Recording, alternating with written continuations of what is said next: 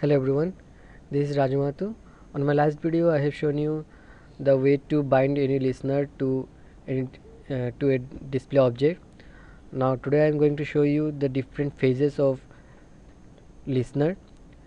Like here you have seen that if I run this application again here, so I have bind a touch event listener with this display object. So on click of this, the color of this rectangle get changed. Now today, continuing with that, let me check the phases, different phases. So to describe different phases, let me add a and custom object with this display object. So rectangle one, let me add it ID with this. So this is my test ID.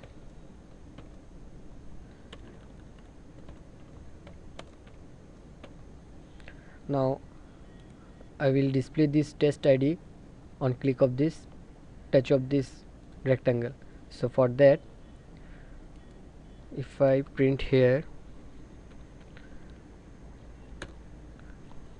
then event, then target, which will target get this rectangle, and now the ID. Now if I'm going to save it and going to run this. Now this is the console where you can see the print statement. So now if I run it here again, and on click of this rectangle, it should display the target ID, that is the test ID. So I'm going to click it. So here you can see that test ID comes here thrice. So why should this comes here three times? So to block this, there are different phases of listener, like began, ended, cancelled, and moved. So today I'm going to show you the first two things, began and ended. So for that, let me check the event phase. So for that, event dot phase, there are different phases that I have already told you. So let me check the began. Now if the phase is began, that is just started. So on start of this, let me show you the print statement. So now I'm going to save it and I'm going to run it on my simulator.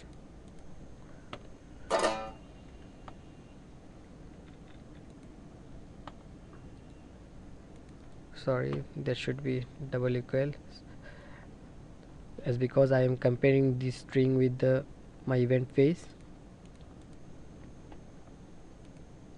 Now let me run it again. Now here you can see that if I click on here, so I'm click it, so here you can see that it comes once, like it state that event dot phase equal to begin. So on start of the touch, it will show you this ID. So here if I touch it again, so on start of it, here you can see that it shows you the touch ID, test ID. So this is the one of the phase. Now if I change it to ended, now it should display you the message on end of the touch event. So there might be two conditions, like on start of the touch event or on end of the start event. So if I write it here begin, so it will fire on start of the touch event, and if I write it end, so it will show you the end of the touch event. So here you can see that I have clicked on it, so nothing was displayed on the console. And if I remove the mouse key, so here you can see that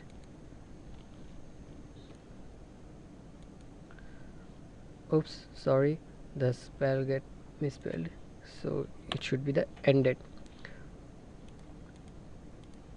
Now I have clicked on it, so it shows nothing on the console.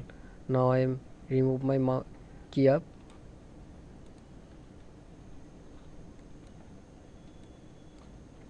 So here you can see that this works.